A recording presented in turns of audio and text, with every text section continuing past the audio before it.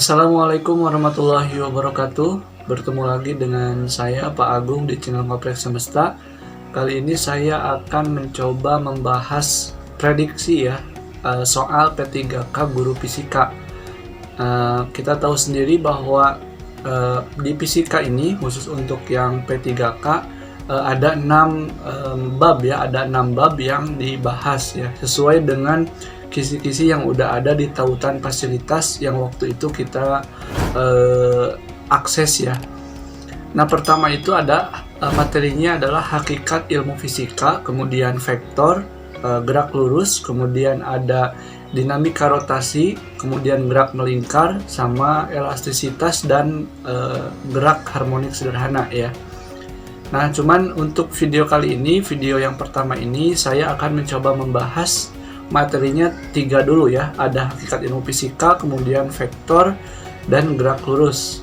Oke, buat Bapak Ibu guru yang mau file PDF soal ini, silakan langsung aja di kolom komentar isikan atau tuliskan alamat email Bapak Ibu. Nanti saya akan kirimkan filenya dalam bentuk PDF ya. Untuk itu kita langsung saja ke soal yang pertama. Nah, soal yang pertama ini adalah soal tentang definisi fisika ya. Fisika sebagai apa gitu kan? Fisika itu ada sikap, kemudian proses sama produk kan ya. Nah, ini keingintahuan manusia dengan melakukan kegiatan kreatif melalui pengamatan, pengukuran, penyelidikan, dan percobaan untuk mendapatkan hasil atau tujuan merupakan definisi fisika sebagai apa. Nah, ini kan ada pengamatan, kemudian pengukuran, penyelidikan, dan percobaan. Artinya ini ada proses ya, proses tertentu gitu untuk menghasilkan suatu tujuan tertentu dalam mengetahui suatu keilmiahan dalam fisika ya. Artinya fisika ini didefinisikan sebagai proses ya. Nah, itu jawabannya yang B. Soal yang kedua. Soal yang kedua ini masih tentang metode ilmiah berarti ya, tentang cara-cara untuk menemukan suatu rumusan ya, atau temuan baru dan sebagainya. Nah, urutan langkah-langkah dalam metode ilmiah yang tepat adalah yang A dulu. Ini ada hipotesis, merumuskan masalah. Ini udah jelas salah ya. Kalau misalkan dalam melakukan suatu langkah-langkah metode ilmiah, kita terlebih dahulu merumuskan masalah dulu ya. Harus dirumuskan apa dulu masalahnya. Jadi yang ini udah jelas salah karena yang didahului oleh hipotesis. Nah, yang jelas ini A, B, C udah jelas pasti salah. Kenapa? Karena selalu ya, kalau dalam langkah-langkah dalam metode ilmiah itu selalu didahului oleh merumuskan masalah. Berarti yang D, antara yang D dengan E. Kita cek yang D, merumuskan masalah, eksperimen, kemudian hipotesis, dan kesimpulan. Nah, ini salah ya. Kenapa? Karena setelah merumuskan masalah itu bukan eksperimen. Justru eksperimen biasanya di akhir ya, sebelum kesimpulan biasanya. Jadi ini salah. Tapi kita cek dulu yang E, merumuskan masalah, kemudian membuat hipotesis, kemudian bereksperimen, dan kesimpulan. Nah, ini udah benar ya. Berarti jawabannya yang benarnya adalah yang E. Baik, kita lanjutkan ke soal yang ketiga. Nah, untuk soal yang ketiga ini adalah soal tentang pengukuran panjang dan lebar yang sesuai dengan aturan angka penting ya. Nah, ini berarti untuk mengukur suatu panjang dan lebar suatu lantai adalah 12,61 dan 5,2 meter. Menurut aturan angka penting, luas lantai tersebut adalah. Nah, untuk menghitungnya kita gunakan persamaan bahwa luas itu sama dengan panjang dikali dengan lebar ya.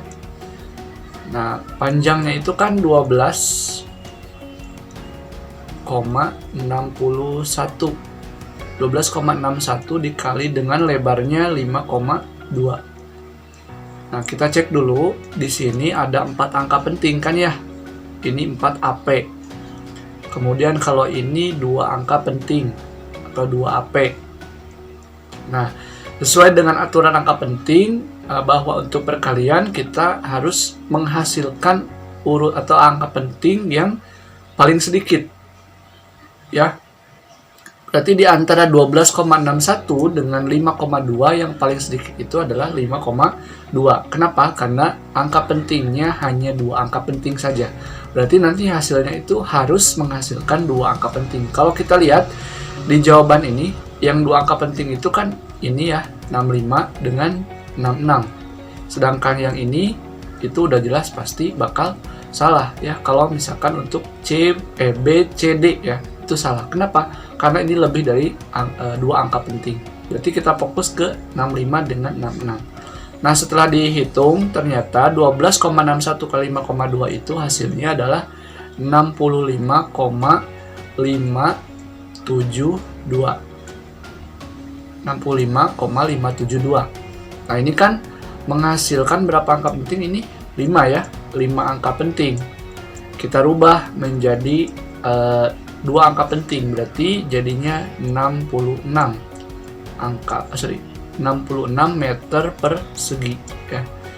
Jadi jawabannya adalah yang tepat adalah yang E ya. Kenapa? Karena dibulatkan ya, 65,572 dibulatkan menjadi 66. Gitu. Mudah ya Bapak Ibu, kita lanjutkan ke soal berikutnya. Baik, kita sudah ada di soal yang keempat, yaitu masih tentang aturan angka penting, cuman ini dalam hal penjumlahan dan pengurangan. Kebetulan ini soal tentang pengurangan ya. Ini ada hasil pengukuran dari pengurangan dari 4,551 berarti 4,551 ya, dikurangi 1,21 dikurangi 1,21 dikurangi berarti ini 1, 4, 3, kemudian 3 ya, 3,341. Ini angka taksirannya di belakang kita tandai, ini juga angka taksiran. Berarti kalau kita lanjutkan ke bawah, ini angka taksiran, nah ini juga angka taksiran. Nah, kita lihat juga ada yang mengatakan boleh dilihat dari angka penting yang paling sedikit. Ini kan 4 angka penting ya, ini 4 angka penting, kalau ini 3 angka penting gitu, 3 angka penting ya. Kalau ini berarti kan 4 angka penting, maka harusnya gitu hasilnya itu harus 3 angka penting. Kenapa? Karena yang paling sedikit itu 1,21 ya. Atau ada juga yang mengatakan boleh dilihat dari berdasarkan angka taksirannya, angka taksiran yang paling dekat dengan koma gitu ya biasanya, dan hanya menghasilkan 1 angka taksiran saja, yaitu kalau kita bulatkan ini menjadi 3,34. Ini 1 angka taksiran karena yang paling dekat dengan koma dan menghasilkan 1 angka taksiran. Maka jawaban yang paling tepatnya adalah yang B gitu. Kita lanjutkan ke soal berikutnya ya. Nah, untuk soal yang kelima ini kita membaca jangka sorong dengan mikrometer skrup berturut-turut. Yang benar adalah berarti ini jangka sorong ya, ini mikrometer skrup. Ini kan kalau kita baca ini 2,567 ya, 2,70 cm ya. Ya 2,7 ya, karena di sini juga nggak ada lagi angka. Berarti kita cari yang berhimpitnya. Yang berhimpit ini enggak ya, nggak berhimpit. Oh ini ya. Nah ini berarti itu 6 ya. Jadi 0,06 ya, 0,06 cm karena dikali dengan 0,01 sesuai dengan skala terkecilnya ya. Ditambahkan 2,7 tambah 0,06 berarti 2,76 cm. Sudah ada 2,76 antara D dengan A ya. Ya berarti ini otomatis salah, ini juga salah, kemudian ini salah ya. Yang benar baru D sama A. Kita cek untuk yang ininya. Ini karena ini ada garis lagi di bawah, jadi 6,5 ya. Cuma dalam mili. 6,5 ini dalam mili ya. Kemudian ini 10, 11, 12, 13, 14 berarti 0,14 ya. 0,14 mm. Kita jumlahkan jadinya 6,64 mm. Jadi jawaban yang benar adalah yang 2,76 dengan ini 5 ya, 6, 6, 4, 6 ya. Jadi yang jawaban yang benar adalah yang D ya, 640 ya itu ya. Oke, 2,76 dan 6,64 mm. Masih mudah ya. Kita lanjutkan ke soal berikutnya di soal nomor 6. Baik, kita sudah sampai di soal yang ke-6 ya. Ini ada soal tentang vektor. Berarti tadi sudah membahas tentang soal mengenai hakikat ilmu fisika. Sekarang tinggal vektor ya. Di sini ada panjang satu, apabila panjang satu petak adalah 2 satuan, berarti per petak itu 2 satuan ya. Maka besar resultan kedua vektor adalah berapa gitu. Berarti untuk menghitung ini kita harus bisa menganalisis dulu. Pertama kita namai aja, misalkan ini F1 ya, kemudian ini F2. Kita namai misalkan ini F1X. Nah, F1X itu kan mengandung 2 petak ya, 1, 2. Jadi 2 petak artinya berapa? 4 ya, 4 satuan. Nah, kemudian kalau F1Y-nya, F1Y itu 1, 2, 3, 4, 5, 6 ya. 6 petak artinya itu 12 ya. 12 satuan. Nah, kemudian untuk F2. Nah, F2X-nya itu 1, 2, 3, 4, 5, 6. Ada 6 ya. 6 petak. Artinya karena satu petak 2 satuan, berarti di sini 12 satuan ya. Kemudian F2Y. F2Y-nya adalah 0 ya, karena nggak ada yang ke atasnya ya. Berarti untuk menghitung resultannya tinggal kita jumlahkan antara komponen X dengan Y ya. Fx kuadrat ditambah dengan Fy kuadrat sama dengan akar dari, nah Fx-nya itu kan ini ya 4 ditambah 12 berarti 16 kuadrat ditambah Fy-nya itu kan Fy. Nah, ini kan 12 ya. 12 ditambah 0 berarti 12 kan. 12 kuadrat sama dengan akar dari 16 kuadrat itu kan 256 ditambah 12 kuadrat itu kan 144. Kita jumlahkan, hasilnya adalah 400 ya, 400. Nah, akar dari 400 itu adalah 20 Newton. Oh sorry, bukan Newton ya, tapi satuan. 20 satuan gitu. Jadi jawabannya yang ini ya, yang B gitu. Kita lanjutkan ke soal berikutnya.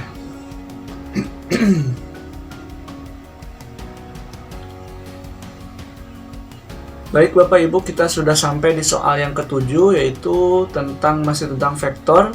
Di sini ada 2 buah vektor yang sama besarnya, yaitu sebesar F. Artinya ini ada F1 itu sama dengan F2 ya, yaitu sebesar F. Nah, jika perbandingan antara resultan dan selisih kedua vektor sama dengan akar 3, berarti nanti ada rumus resultan dengan selisih kedua vektor itu sama dengan akar 3. Saya langsung tuliskan aja biar mudah ya, biar tidak panjang juga. Akar dari untuk resultan itu kan F kuadrat ditambah F kuadrat, karena F1 F2 nya sama ya, kan biasanya F1 kuadrat ditambah F2 kuadrat gitu, ditambah kemudian 2F dikali lagi dengan F cos alpha. Oh ya, ini kan yang ditanyakan sudut yang terbentuk, berarti yang ditanyakan alpanya ya, dibagi ini berarti yang selisih ya, karena perbandingan antara resultan dan selisih. Berarti F kuadrat ditambah F kuadrat, yang ini resultan dijumlah, berarti ini dikurang ya. 2F dikali F cos alpha sama dengan akar 3 gitu. Karena perbandingannya sama dengan akar 3. Nah, biar akarnya hilang atau biar memudahkan juga dalam menghitung, maka kedua ruas kita kuadratkan ya. Kalau kita kuadratkan artinya akarnya akan hilang ya. Kita langsung jumlahkan aja. F kuadrat tambah F kuadrat berarti jadi 2F kuadrat kan. 2F kuadrat ditambah 2F kuadrat cos alpha dibagi, ini juga sama ya, 2F kuadrat dikurangi 2F kuadrat ya, cos alpha juga sama dengan 3 ya, karena akarnya sudah hilang.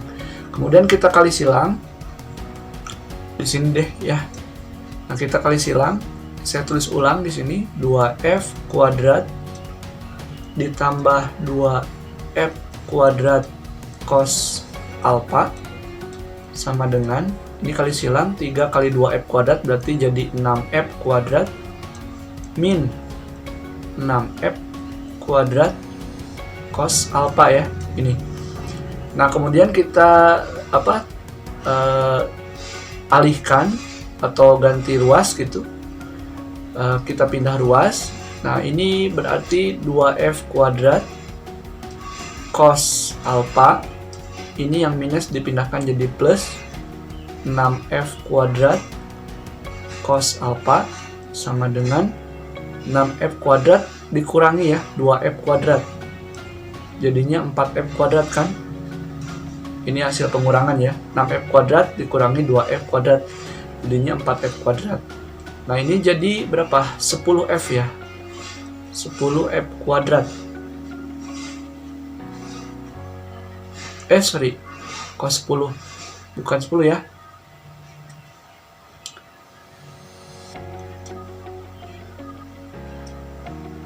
Delapan ya, sorry. 8F kuadrat. Nah, cos alpha sama dengan 4F kuadrat. Nah, setelah ini karena yang ditanyakan cos alpha, jadi cos alpha sama dengan 4F kuadrat dibagi dengan 8F kuadrat. Berarti kan ini habis, kemudian ini sisa 1, ini sisa 2. Jadinya kan setengah ya. Cos alpha sama dengan setengah, maka ya alpanya 60. Itu ya.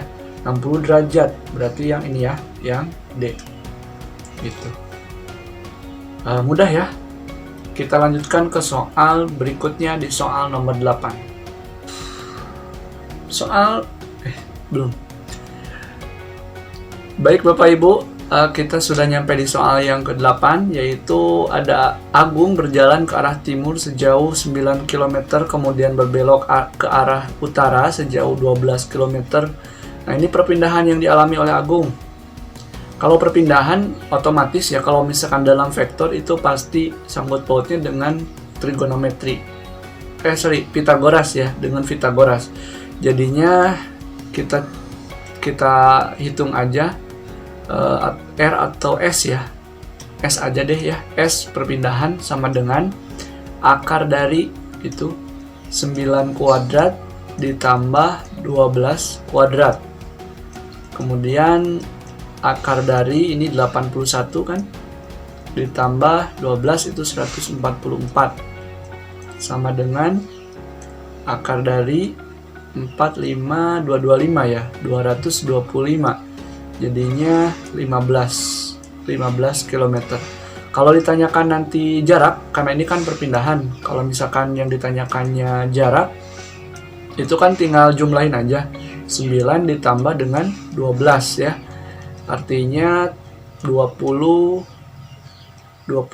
ya, 21 km kalau ditanyakan jarak. Tapi kalau ditanyakannya perpindahan, tinggal Pitagoraskan aja. Jadi jawabannya yang ini ya, 15 km gitu. Kita lanjutkan ke soal nomor 9. Baik Bapak Ibu, kita sudah sampai di soal yang ke-9. Ini ada 3 buah vektor ya, dengan sudutnya masing-masing. Itu kita harus menghitung resultan gayanya dari vektor ini ya. Berarti untuk menghitungnya kita harus bisa menguraikan juga ya. Pertama kita tinjau dulu yang untuk F1. Kita lihat bahwa F1X itu adalah 10 ya. F1 cos 30. Cos 30. Kemudian ada lagi, jangan F1X deh. Langsung aja Fx ya. Fx sama dengan 10 cos 30 yang ini. Kemudian di sini juga ada dikurangi dengan F2-nya 30 sin ya. Sin 60. Nah, kemudian karena di sini nggak ada F3X ya, nggak ada F3X, jadi langsung aja misalkan dijumlah dengan 0 ya, karena nggak ada F3X. Jadi ini hasilnya 10, ini sama dengan ya, sorry, ini sama dengan 10 cos 30 itu adalah setengah akar 3 dikurangi 30 sin 60 juga setengah akar 3 tambah 0 ya, 0 ya, kan 0 nya tetap gitu, nggak ada. Nah ini 10 kali setengah berarti 5 akar 3 min 15 akar 3, jadi min 10 ya, min 10 akar 3 Newton. Kemudian untuk yang Fy ya, Fy tadi Fx udah, Fy kita cari. Fy nya ini berarti F1y itu 10 sin ya, sin 30, 10 sin 30 ditambah dengan F2, F2 nya 30 cos 60. Nah ini F3 tapi nggak ada sudutnya, berarti karena mengarah ke bawah dan ada di sumbu Y negatif, jadinya Y negatif ya. F3 nya 10 sin 30 10 kali setengah ya, ditambah 30 kali setengah dikurangi 10, 5 tambah 15 20 kurangi 10 ya 10 Newton. Ini 10 ya. Oke, sekarang kita cari resultannya. Langsung aja. Berarti min 10 akar 3 dikuadratkan ditambah dengan 10 kuadrat sama dengan akar dari min 10 kuadrat 100, akar 3 kuadrat 3 kali 100 300 ditambah 100, jadi akar 400. Akar 400 itu jawabannya adalah 20 Newton. Jadi yang E ya. Gitu. Kita lanjutkan ke soal nomor 10.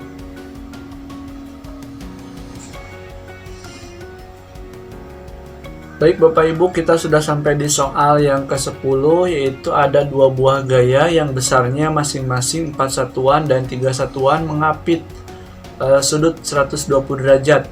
Besarnya resultan kedua gaya tersebut adalah, nah ini kita langsung aja rumus resultan ya, sama dengan yang mengapit 2 buah gaya itu akar dari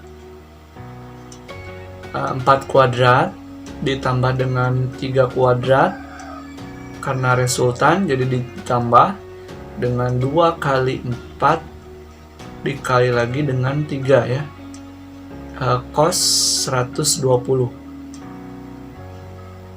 ya. Sama dengan akar dari 4 kuadrat itu 16 ditambah 9 ditambah 2 kali 4, 8 kali 3, 24. Nah, cos 120 itu ada di kuadran 2 ya.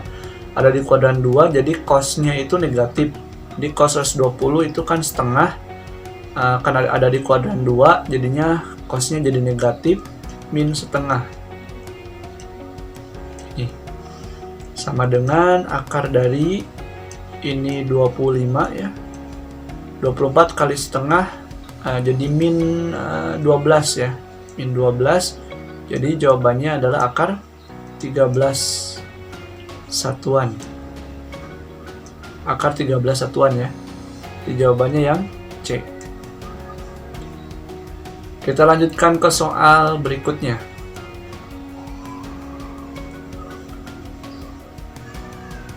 Nah, ini ada Agung berlari lagi dari titik pojok lapangan ke arah timur sejauh 30 meter. Selanjutnya Agung berlari lagi ke arah utara sejauh 40 meter jarak dan perpindahan.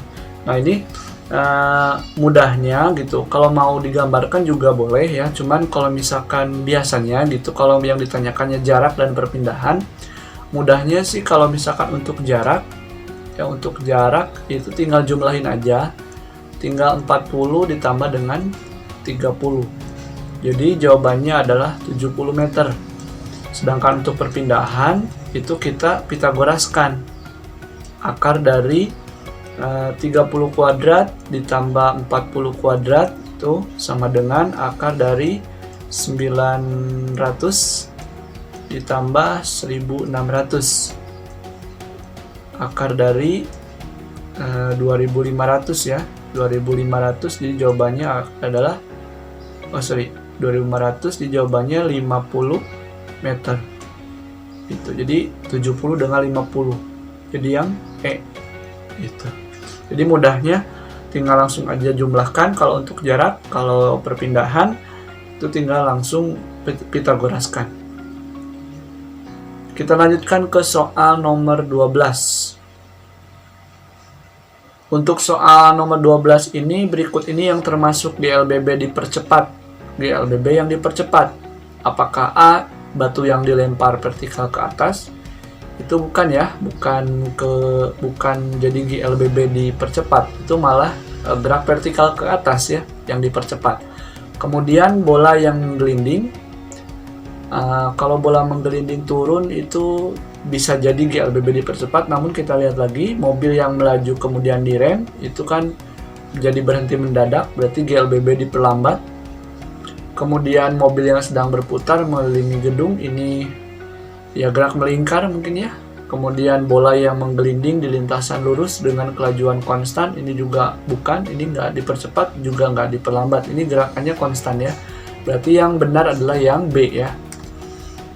Ini yang benar. Kita lanjutkan ke soal nomor 13.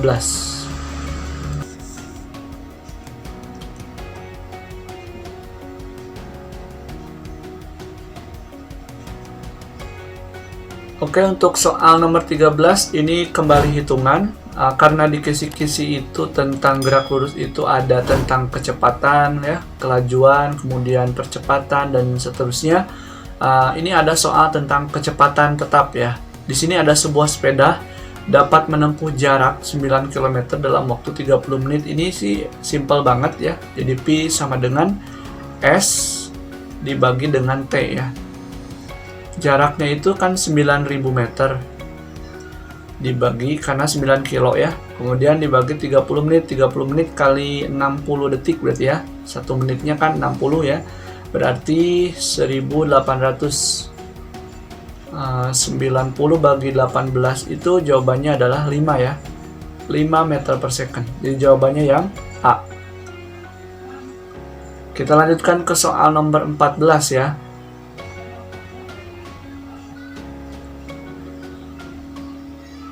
Baik Bapak Ibu, kita sudah sampai di soal yang ke-14, yaitu tentang titik temu ya. Kapan mobil itu bertemu, di jarak yang mana gitu ya. Pertama ini ada dua buah mobil A dan B berangkat dari tempat yang sama. Berarti kita bisa asumsikan bahwa jarak A itu sama dengan jarak B ya. Ini kecepatannya 10 meter per second, berarti nilai VA ya. VA-nya adalah 10 meter per second. Kemudian VB-nya adalah 20 ya meter per second. Jika mobil B berangkat 5 detik setelah mobil A, berarti bisa diasumsikan bahwa si A ini lebih dulu berangkat. Kemudian 5 detik setelah mobil A berangkat, mobil B baru berangkat. Artinya nilai TA itu kan otomatis lebih gede dibanding dengan TB. Artinya TA dikurangi 5 detik ya, waktu berangkatnya. Ini pernyataannya ya. Sekarang kita hitung kapan mobil ini akan saling bertemu, di jarak yang mana bertemu lagi gitu. Kita tentukan VA dikali dengan TA. Nah, kita hitung dulu berarti waktu masing-masing ya. Kemudian SB-nya VB dikali TB. VA-nya itu adalah 10. TA-nya kita nggak tahu, karena yang diketahui hanya TB aja ya. Sama dengan VB-nya adalah 20 dikali dengan TA min 5. Nah, ini 10 TA kan sama dengan 20 TA. 20 kali min 5 itu min 100 ya. Min 100. Kita pindah ruaskan jadinya 100 min 20 TA dikurangi 10 berarti 10 TA. Saya langsung aja ya, 20 TA dikurangi 10 TA jadi 10 TA. Maka nilai TA, waktu TA itu adalah 10 detik ya. 10 detik. TA-nya 10 detik. Berarti kalau TB ya 10 kurangi 5. Maka waktunya adalah 5 detik. 5 detik. Nah, sekarang kita hitung di mana dia bertemu. Coba kita hitung dulu untuk SA. SA itu kan VA TA. VA-nya berapa? Kan 10 ya. Dikali dengan TA-nya adalah 10 juga. Jadi 100 meter. Jadi setelah 100 meter mereka akan bertemu. Benar nggak? Di SB juga. Kita cek juga untuk SB. Itu kan sama dengan VA TB. VB TB ya. VB TB. VB-nya adalah 20 dikali TB-nya adalah ini kan 5. 20 kali 5 adalah 100 meter juga. Jadi antara mobil A dengan mobil B akan bertemu di jarak 100 meter. Jawabannya yang E. Itu. Mudah ya. Tinggal satu soal lagi yaitu soal nomor 15. Kita lanjutkan di soal nomor 15. Baik Bapak Ibu, kita sudah nyampe di soal yang terakhir yaitu soal nomor 15. Sebuah peluru ditembakkan dengan kecepatan 60 meter per second, berarti ini sebagai V0 ya. V0-nya dan dengan sudut elevasi berarti ini alpanya. Ini alpha. Ketinggian maksimum berarti Hmax. Yang ditanyakan Hmax sama dengan V0 kuadrat kemudian sin kuadrat alpha dibagi dengan 2G ya, sama dengan V0 kuadratnya itu adalah 60 kuadrat. Saya tulisnya gini aja, sin 30 kali dengan sin 30 per 2 kali 10 sama dengan 3600 sin alpha setengah kali setengah dibagi 20. Berarti ini jadinya kesini aja deh ya. Berarti jadi 3600 kali 1/4 per 20. Ini nolnya coret aja. Jadi 90 dibagi 2. 360 bagi 4, 90 kan, bagi 2. Jadi 45 meter. Ketinggian maksimumnya 45 meter. Jadi jawabannya yang B. Mungkin itu aja Bapak Ibu yang bisa saya sampaikan. Mudah-mudahan ini bermanfaat. Semoga kita bisa lolos di P3K tahun ini. Dan mohon maaf bila ada kekurangan ataupun salah menjawab. silakan Bapak Ibu boleh di komentar, di kolom komentar mana aja yang salahnya. Kemudian sekali lagi buat Bapak Ibu yang ingin file soal ini dalam bentuk PDF, silahkan tuliskan alamat email Bapak Ibu, nanti saya akan kirimkan file yang ini ya, file PDF-nya. Oke, terima kasih, mudah-mudahan ada manfaatnya. Sekali lagi, Assalamualaikum warahmatullahi wabarakatuh.